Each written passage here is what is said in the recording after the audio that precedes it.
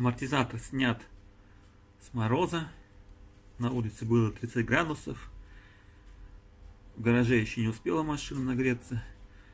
Саймблок в амортизаторе.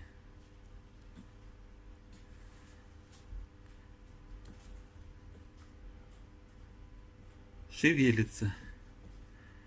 То есть зазор. Амортизатор прогрет на печке. И уже шевелений нету. Зазор исчез.